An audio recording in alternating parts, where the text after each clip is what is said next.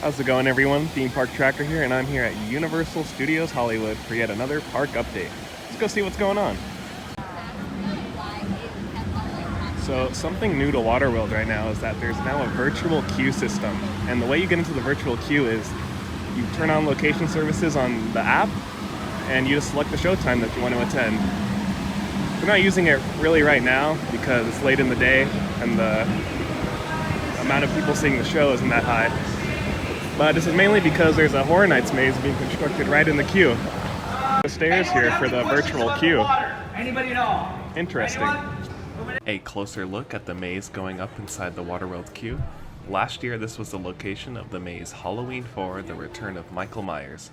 Nothing too crazy to see here at the moment, and I don't believe we have a rumor as to which maze is going here. As of this video posting, we still have 3 more mazes to be announced, so stay tuned to the park's social media accounts. I didn't get to try the virtual line system, but I assume they let you in early over there, and they make you wait behind the bleachers. But it's interesting how they chose to do this right now. Over at the Secret Life of Pets ride, you are able to make out the layout of the Manhattan-style building. The yellow sheathing has been molded to fit that design in multiple areas, such as the top of the corner here, where they half-circle pieces. On the left side, you can see the roof border for another building at the very top. Overall, they're moving at a decent pace on this project, and when the exterior is all done, it's going to be really neat walking in between all the tall structures in this area of the upper lot. Standing from this balcony on the upper lot, you can hear the music from Jurassic World: The Ride, especially that part when you enter Predator Cove. It's pretty neat. And looking over at Super Nintendo World, not much has changed. You can see some of the, what looks like to be track layout.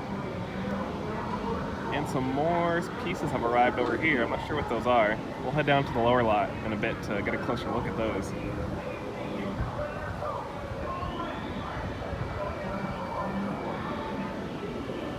What is new is these concrete foundations over here.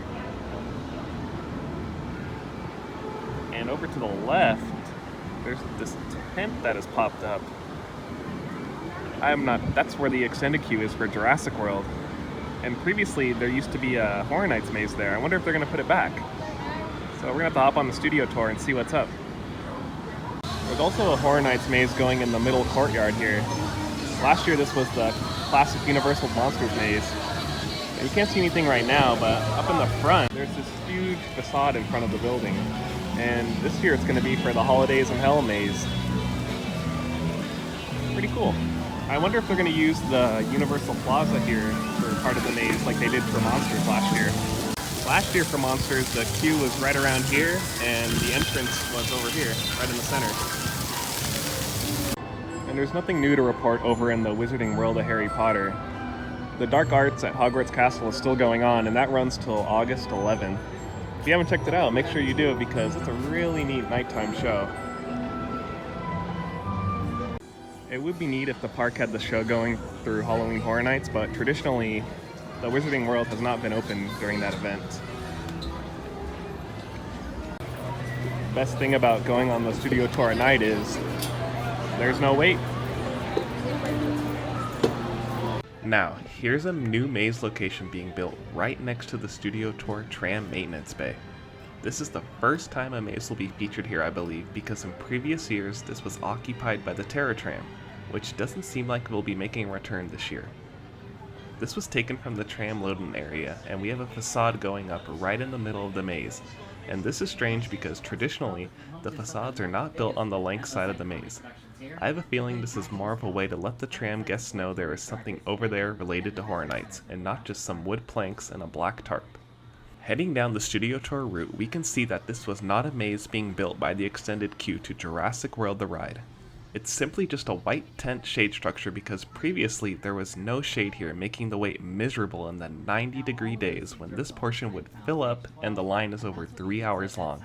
I'm really glad they decided not to use this spot for a maze because it would have been a mess for guests trying to ride Jurassic World and those trying to enter and exit the maze. And here's a backside look at the new extended queue for Transformers, which could possibly be used as a walkway to the soundstage for Stranger Things.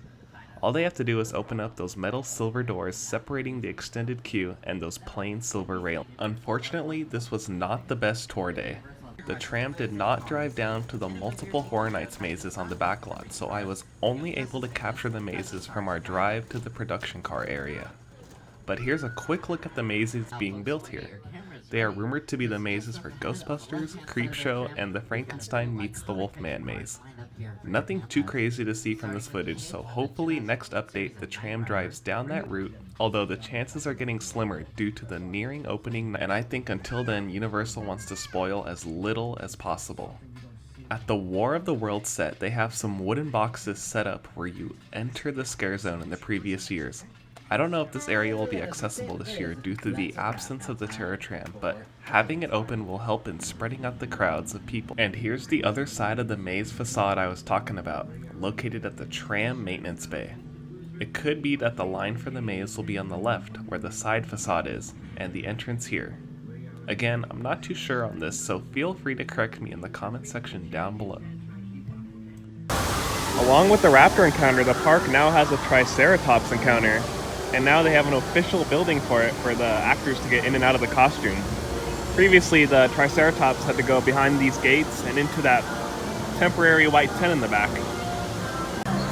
About an hour and a half left until park close, and Jurassic World still has a healthy 70-minute wait. Actually isn't a 70-minute wait, it's only contained in this first portion. Actually, the single rider line is longer than the standby.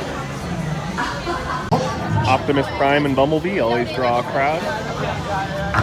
And the park added a fence here right above this dining location, so you can't really peer over the wall to get some Nintendo World footage. Should make things a little difficult in the future.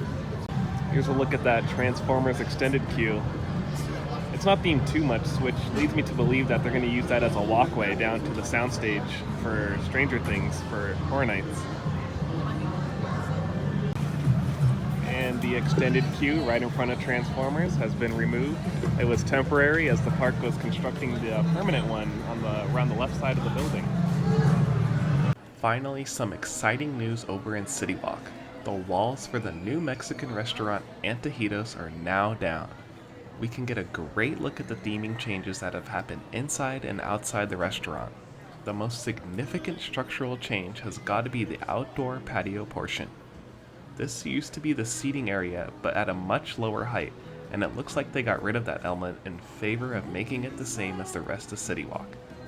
We also got some colored banners strung up above the seats on the red shade structure, as well as new seats, tables, and planters that separate the seating area from the rest of CityWalk. Not much longer until this new dining location opens up to the Hollywood Park.